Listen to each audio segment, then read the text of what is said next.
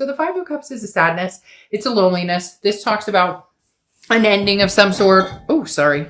I'm putting my legs Indian style and I knocked the table. This really comes down to some sort of right now not being with somebody either you love, or feeling a sadness or grief because you've, disconnected from somebody and now you're looking forward to meeting somebody else and maybe unsure how to go about it.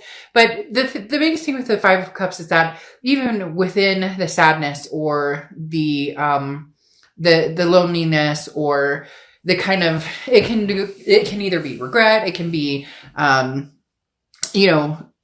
a lot of people, it's more just, where am I going? It's really strange because the Sphere card is turning out to kind of lead the way, especially with your sign being, or your card being the moon. There's something in the moon right there. There's something very strong going on here, Pisces, where you guys are like about to have an epiphany. After this moment, there's like a breakthrough coming for you guys. The next card you have is how you're feeling throughout the month. Yeah, I mean, strength. This is how you're feeling coming into the month. Strength is Leo's card, so you could be dealing with Leo or have Leo placements in your chart. But the biggest thing about strength is it's self-belief. It is strength. It's about patience, and it's about knowing that something will come, even though a lot of you are going, but what the frick? I've been, trying online dating, or I've been, trying to not think about my ex, and it keeps coming up. The kind of stuck almost, or feeling trapped in different energies. And then the Strength card is talking about, but this too shall pass, or the best is yet to come. The path will be, you will see the path. The path will be enlightened in which direction you're going. Just have faith and just believe in yourself and just stay strong, because for a lot of you, maybe the holidays brings up some memories, or, just in general, you're feeling a little bit kind of lull in a lot of different aspects, but especially in, the feeling of wanting some sort of companionship or wanting that love, like a lot of us are, or a lot of us do. The next card you have is your distant past. So over the past 5-10 years, could be throughout your childhood. This feels like this is more the past year or so, because this is a rest, recuperation, exhaustion, relaxation. The Four of Swords talks about regaining mental health, clarity, and could be physical health. The Four of Swords is, releasing any energy, just kind of letting yourself feel, then letting go, and then taking time out. I always consider the Four of Swords a time out card, where you're saying, okay, I'm not going to date anybody. I miss my ex. I'm not going to communicate with them though, because right now I'm taking time for myself. So Pisces, for a lot of you, the reason you're feeling this kind of sadness or loneliness is because you made the decision. And again, like I said, I feel like this is more like the past year or so. You've made this decision to kind of, not do anything, to stay single, to do your own thing, to just recover from anything that you dealt with a past person, and not quite wanting to move forward yet, at that point in the past, year or so, because you needed to be almost reborn into, what is it I want? What do I want in a partner? What am I looking for? What went wrong in the last relationship? And I don't want to rush into anything new, this time. So when it's meant to be, or it's supposed to happen, I'll know. The next card you have is your immediate past, or the past few weeks, past month or two, and you have the Wheel of Fortune. So either something coming back around, there's a divine timing here. The Wheel of Fortune talks about divine timing. It talks about karmic connection. It talks about unplanned changes. The wheel takes a spin and directs you whether you like it or not, or bring somebody back into your life, or bring somebody new into your life. The wheel definitely says, you don't really have control over this, Pisces. In fact, you don't. The wheel does its own thing. The wheel talks about, stay calm. It may be confusing, but there's an unexpected turn of events that's coming. You can't control every aspect of your existence, and you shouldn't, try. So this says learn what you can from new opportunities, even if they're not what you're hoping for. If you've been knocked off path, the wheel, even if it doesn't feel like it, is bringing you back around. So this could be somebody from the past. You guys are going to connect or communicate. This could be a new opportunity coming towards you. Both could be on the table here. The next card you have is your distant future. So over the next few months, and you have the Six of Pentacles. So feels as though it may be a past returning to a certain extent, because the Six of Pentacles is a generous energy, but it's also a charitable energy. So for some of you, it's a, okay, I miss you too. Or, maybe you haven't talked to this person. Maybe you've ghosted them, vice versa. Cross watchers can be reversed, but keep in mind, this is for the sign I'm reading for. So be nice in the comments to the sign I'm reading for. But the Six of Pentacles talks about, somebody giving somebody a chance, or somebody giving a situation a chance that maybe they're feeling like they have to a little bit. Again, like it's a charitable.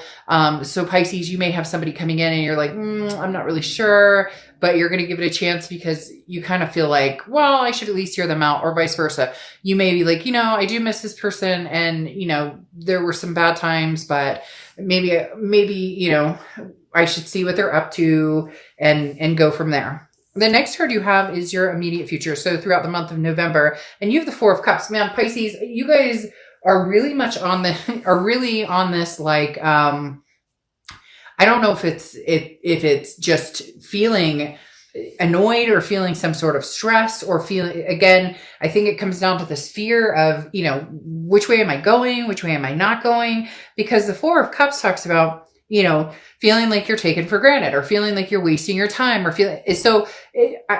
Pisces, if you see my read, I don't sugarcoat anything. This very much feels like the lull I was talking about. This Four of Cups kind of feels like, well, I don't care if the ship leaves. I don't care if the ship comes back. I'm not really interested in something new. I'm not really interested in the past. I'm not really sure what it is I want, which can be hard. But the Four of Cups is talking about, again, feeling taken for granted, or feeling like wasting your time. So there may be somebody coming towards you, and you're worried. Your biggest fear is, the ship has sailed. I've been there, done that. Are they going to treat me the same way that they did before, or feeling as though like nothing's going to change. So why should I, maybe the wheel brings this person back and you're immediately like, well, nothing's going to change anyways. The next card you have is anything tangible throughout the month. Then this is very important because you have the Hierophant card, which is Taurus card. So you could be dealing with the Taurus, but the biggest thing here is self-improvement. So in all of this, with the Four of Swords that I talked about being from what I think is probably the past year or so, you've self-improved. But the one thing that you really should focus on too is the mental thoughts, or the mental energy, because the Hierophant talks about, again, work on self, self lessons and coping with different things. But at the same time, this is kind of like leaving it up for the universe, like letting the universe take the wheel, and instead of just assuming that, oh, the universe brought this person back and there's no way, or, I would love to reach out to this person, but there's no way that they talk to me. Instead of assuming that, start paying attention to the signs and start paying attention to your gut, because some of you are having a really hard time right now, Pisces. Some of you are in this like, oh, it's almost like just it feels very deep, and not necessarily bad, like deep or depressing, but more just let go and let God, or let go and let universe, whatever it is you believe in, because the Hierophant is saying, look, you will see signs, things will come your way. You'll know which direction to move, and you really just need to let go. You don't have control over this, Pisces. And if this person does come back, which, like I said, I feel like they will, or you'll return to them, there's different ways of looking at this. And I feel like you're looking at it one way automatically instead of looking at it in different ways. And you may be like, well, fuck, Dark Dove, like they screwed me over, or we had a horrible time, or things were terrible. Well, if you think that, and that's mentally where you're going, then no, I wouldn't even, give them the time of day. But and I know it's not that easy. The next card you have is how you're feeling throughout the month, and you have the Two of Swords, which is exactly this. This is a decision that needs to be made. It's a stalemate. Either this person needs to be cut off completely, the connection needs to be purged. And I know it's easier said than done. A lot of people ask me, how do you purge? Well, people do it all different ways, but it's about disconnecting thoughts. It's about, every time you think of that person, say a different word, say dog, and then move on to a different thought. There are a lot of, and if you ever want to ask, I have different ways of doing that. And I've gotten really good at changing thought patterns, changing ways I'm thinking about things, or changing, like I said, one of the easiest ways, like if you're having a negative thought, I'll just scream out love, or if I'm in the car driving and I'm like, oh my God, da, da, da, da, da, and I find myself in a, that mental spot, I'll just be like, cat. And then I totally change it to, oh, okay, maybe I should make something creative for dinner. Again, cheesy, but it works for me. My point is the Two of Swords is a decision that needs to be made. And this isn't just a lighthearted decision. That's why you're having such a lull here. That's why there's kind of a rumble, because the Two of Swords is this connection that isn't going anywhere unless you choose for it to finally go. Like maybe you've got to get closure. Maybe you can't get closure with this person, but you can get closure ultimately with yourself. In other words, it's stagnant. It's the decision. It's a stalemate.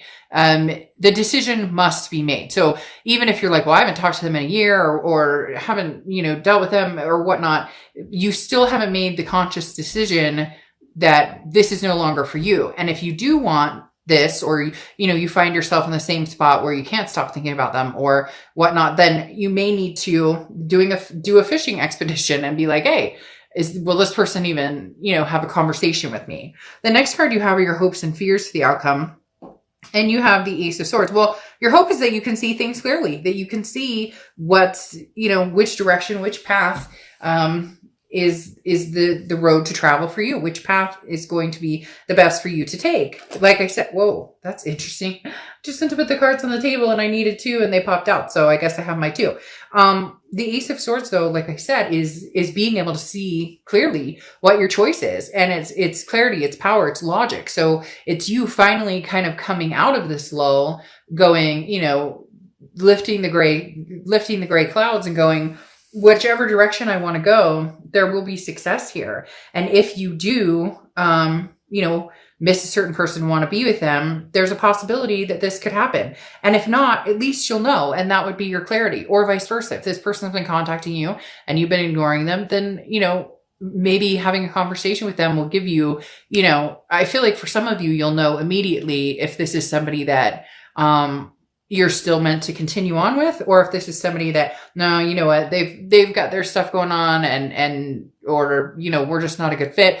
The minute we talk, we fight, whatever the case may be, you're going to have some sort of clarity here. The next card you have is your outcome, and you have the Lovers card. So talk about coming back around, Pisces. For a lot of you, this is where you're headed.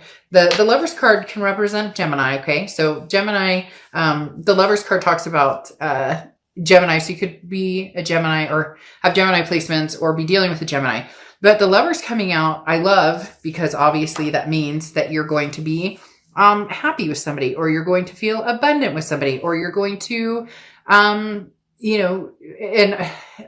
as much as people are going to be like, oh God, I don't want to deal with the past. For a lot of you, this is a past energy. There's nothing here saying, oh, there's an Ace of Cups moment and some new energy's coming in, or an Ace of Wands.